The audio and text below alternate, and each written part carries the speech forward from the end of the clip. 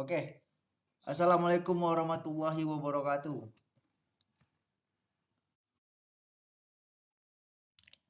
Oke. Bagaimana kabarnya anak-anak? Sehat? Ah, Alhamdulillah. Oke, sebelum kita memulai pembelajaran, angka lebih baiknya kita berdoa dulu. Mungkin Dimas boleh memimpin doanya?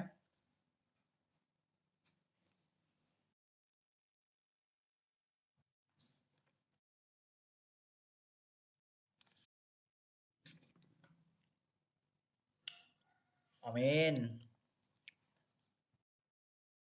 Oke. Eh Pagi ini siapa yang tidak hadir, Dimas? Masuk semua ya? Oke, oke. Mantap. Itu dia yang dicari itu. Anak-anak rajin untuk pendidikan Indonesia. Oke, sebelumnya materi minggu lalu kita materi apa kalau boleh tahu? Materi sepak bola ya. Oke. Materi sepak bola itu tentang apa kita waktu itu? Syuting ya. Iya iya iya. Oh, kali ini kita sekarang masuk nih ke atletik. Atletik nih ada juga nih gerakan-gerakannya tuh ada di sepak bola juga. Contohnya itu seperti lari. Ya, sekarang kita masuk ke materi atletik. Oke, boleh di slide selanjutnya. Nah, Bapak ada pertanyaan nih. Eh, apakah kamu pernah berlari? Nah, apa yang kamu ketahui tentang lari? Ya, boleh dijawab. Berlari itu berjalan dengan cepat.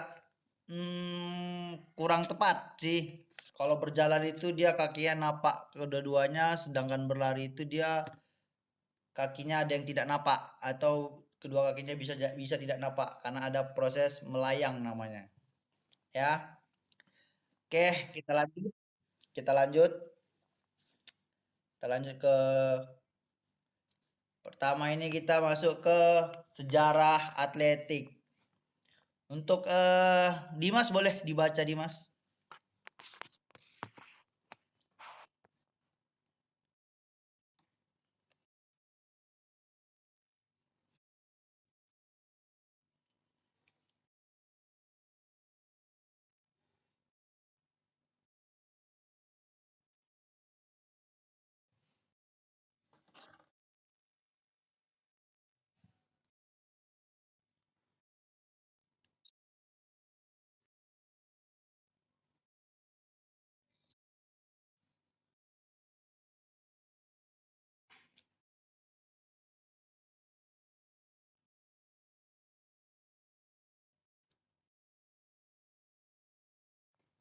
Oke, stop. Oke, stop. Ya. eh Atletik ini masuk ke menjadi kurikulum di sekolah-sekolah itu pada abad ke-19. Ya, abad ke-19 terus juga federasi yang menaungi atletik ini federasi dunianya itu namanya itu IAAF yaitu eh International eh Atletik. Nah, terus juga sekarang udah udah berganti nama ya, udah berganti nama jadi World Athletic. Atletik ini juga sering disebut dengan Mother of Sport. Dimas, kamu tahu Mother of Sport itu apa?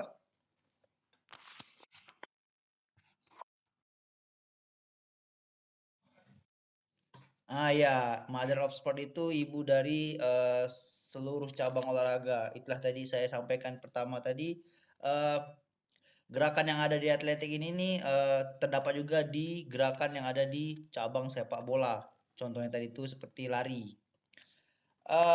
Mother of Sport atau ibu dari seluruh cabang olahraga. Hmm, Bentar ya.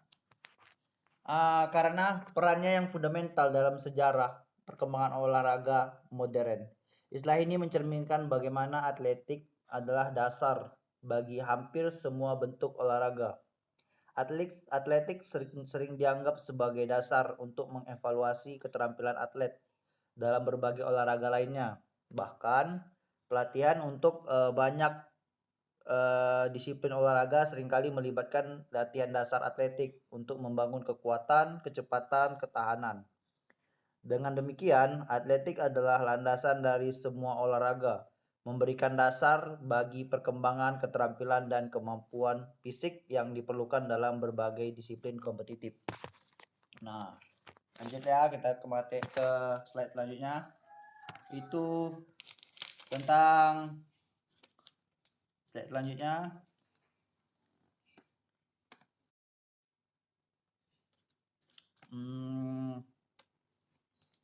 Tentang nomor-nomor yang pada cabang olahraga atletik.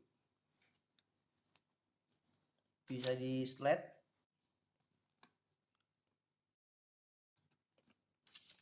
Oke, kita lanjut aja ya. Pada nomor lomba atletik itu tuh terdapat ada 4 kategori. Dia ada lari, lempar, lompat, dan jalan. Lari ini sendiri terdiri atas beberapa nomor lomba. Ada lari cepat, lari jarak menengah, lari jarak jauh, kemudian ada lari halang rintang, dan juga ada lari estafet.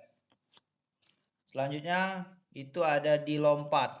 Lompat ini sendiri terbagi atas 4 nomor lomba, yaitu lompat jauh, lompat jangkit, lompat gala, dan lompat tinggi.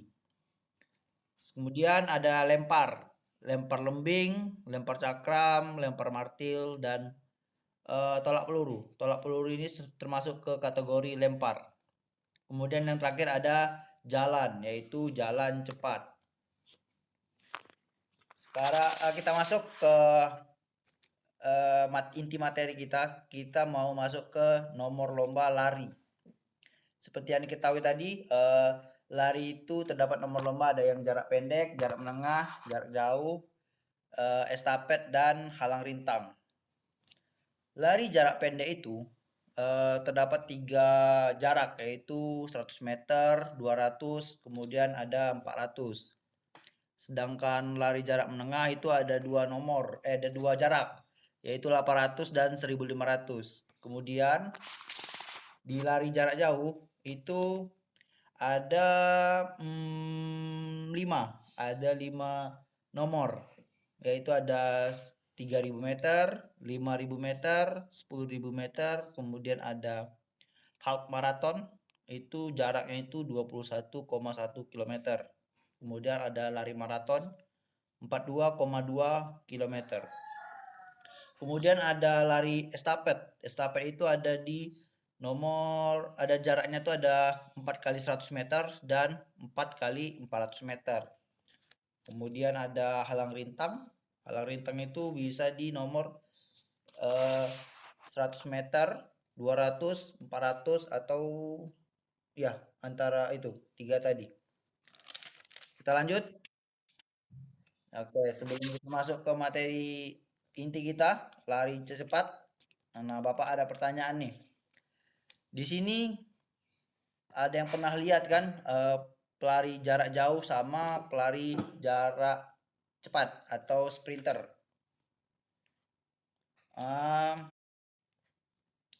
Bapak mau nanya di sini. Kenapa bentuk tubuh pelari jarak pendek itu pada berisi-berisi, sedangkan pelari jarak jauh itu badannya kurus-kurus?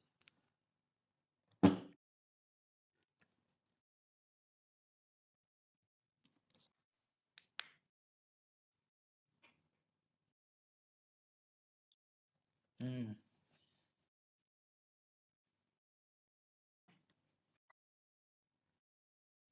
Oke, ini Bapak coba jelaskan ya tentang pelari jarak pendek atau sprinter dengan pelari jarak jauh atau maraton. Dari segi untuk pelari sprinter, dari segi kecepatan dan kekuatan, pelari jarak dekat atau sprinter itu membutuhkan kecepatan yang maksimal dalam waktu yang singkat. Oleh karena itu, mereka memerlukan kekuatan otot yang besar untuk berakselerasi dan mempercepat selama lari. Tubuh pelari jarak pendek atau jarak dekat biasanya itu memiliki massa otot yang lebih besar untuk menghasilkan daya eksplosif yang besar juga. Dari segi komposisi tubuh, eh, tubuh pelari jarak dekat memiliki banyak massa otot, meskipun dengan sedikit lemak tubuh untuk mendukung kekuatan dan daya tahan otot yang dibutuhkan. Ini memungkinkan mereka untuk melibatkan otot-otot besar dalam lari. Kemudian pelari jarak maraton atau pelari jarak jauh.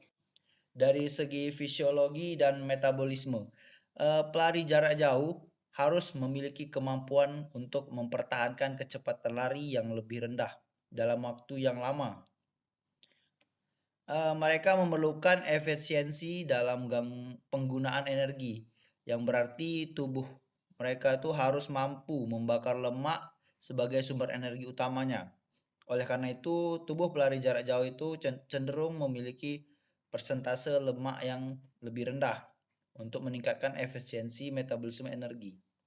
Dari pembagian energinya itu, tubuh pelari jarak jauh juga harus mampu menggunakan glikogen dan efisien dan menghindari penurunan kadar gula darah yang cepat. Akibatnya, mereka seringkali memiliki lebih sedikit massa otot karena otot besar membutuhkan lebih banyak oksigen dan glikogen untuk berfungsi optimal. Oke, itu tadi penjelasan kenapa tubuh pelari jarak pendek atau sprinter itu lebih besar-besar, sedangkan pelari jarak jauh itu badannya kecil-kecil. Itulah tadi sudah Bapak jelaskan. Nah, Bapak ada pertanyaan lagi nih. Kenapa sepatu pelari jarak cepat itu ada poolnya, sedangkan pelari jarak jauh itu tidak ada poolnya? Saudara Dimas, boleh dijelaskan?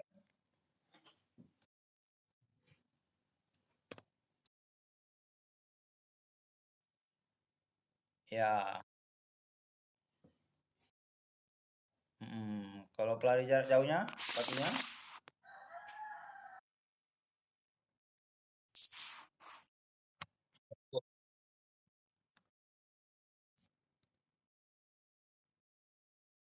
Iya.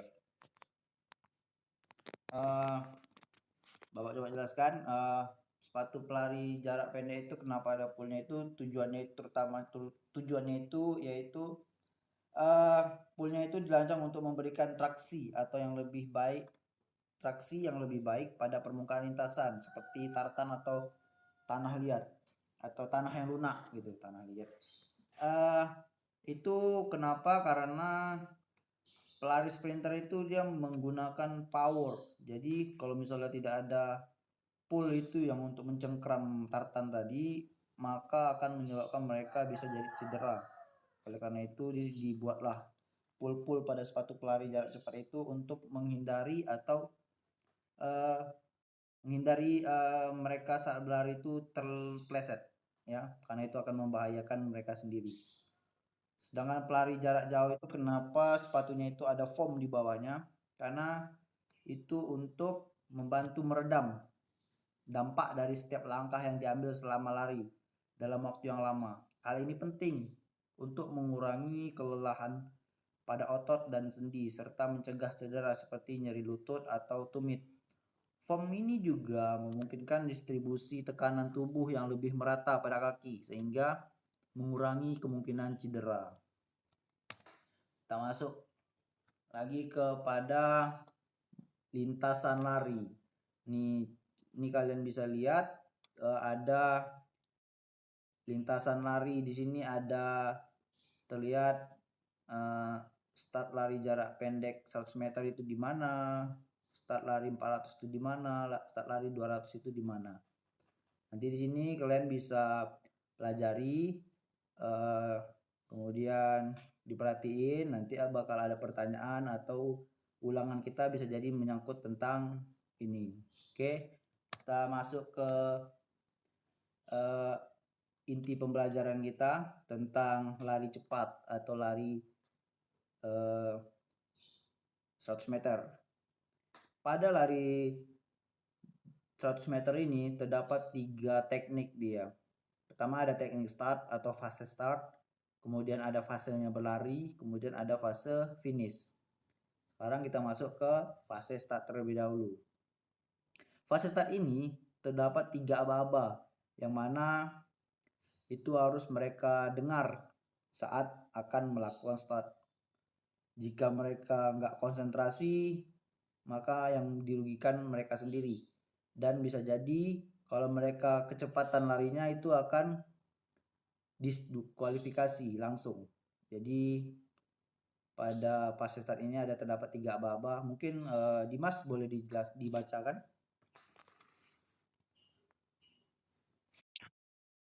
Ya, baca aja. Baca pada aba-aba bersedia, siap dan iya.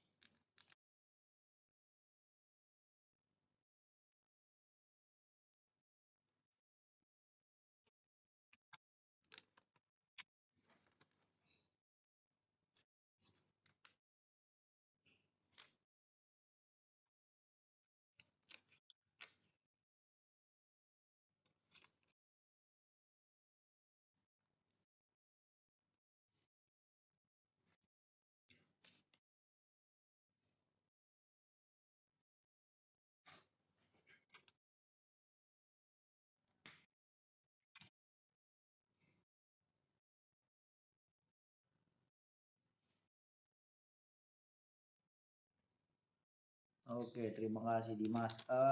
Itu tadi aba-aba pada start, ada aba bersedia, siap dan ya. Nah, untuk itunya kita bisa lihat gambar yang ada di bawah itu. Itu merupakan gerakan-gerakan yang pada aba-aba yang sudah dibacakan oleh Dimas tadi. Eh, Selanjutnya kita masuk ke fase berlari. Pada fase berlari ini ada teknik atau triknya tersendiri, atau ada tata caranya. Itu cara melakukan teknik lari yang tepat itu ada ketika mulai berlari, pastikan kaki memberikan dorongan yang kuat pada lintasan. Hal ini untuk membantu kamu meraih kecepatan yang tinggi. Kemudian ada saat berlari, angkat lutut setinggi pinggul dan ayunkan ke depan. Ketiga, kepalkan tangan dan siku sekitar 90 derajat di samping tubuh. Ayunkan tangan secara alami untuk membantu menjaga ritme dan keseimbangan selama berlari. Pastikan tubuh tetap rileks dengan punggung lurus dan badan sedikit condong ke depan. Hal ini dilakukan untuk menjaga keseimbangan dan mengurangi ketegangan pada otot. Kemudian ada posisikan kepala leher dalam keadaan rileks dengan pandangan fokus ke depan. Hal ini dilakukan untuk menjaga arah lari dan menghindari cedera. Nah, itu tadi fase berlari. Untuk fase start finish itu kita akan pelajari di minggu depan saja ya. Untuk materi di hari ini cukup sampai di situ dulu. Sebelum kita tutup, mungkin Dimas ada pertanyaan? Apa tuh?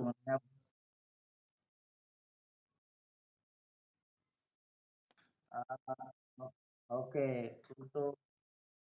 untuk induk organisasi yang menaungi atletik di Indonesia itu namanya ada PASI, ya. Itu Persatuan Atletik Seluruh Indonesia. Nah, itu dia, itu tadi induk organisasi yang menaungi atletik di Indonesia. Nah, coba Dimas, apa yang udah dipelajari, apa yang kamu dapat dari pembelajaran yang tadi?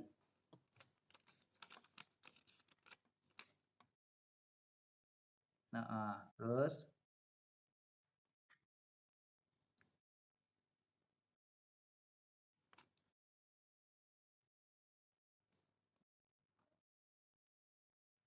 oke,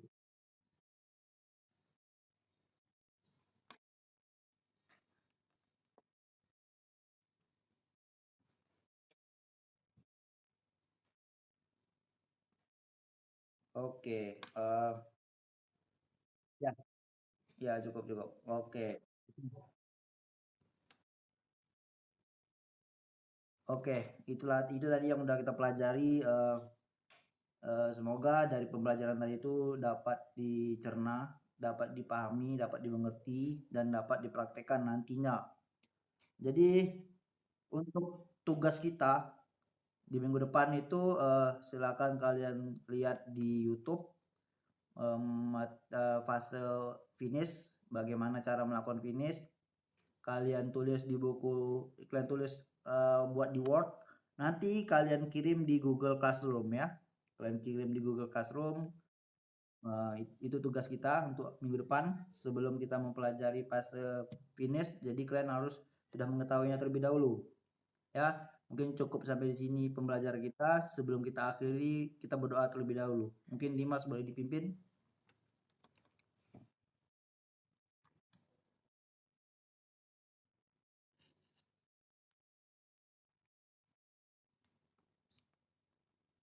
Oke, amin. Oke, setelah berakhir berdoa tadi, kita akhiri. Wabillahi taufiq wal hidayah. Wassalamualaikum warahmatullahi wabarakatuh.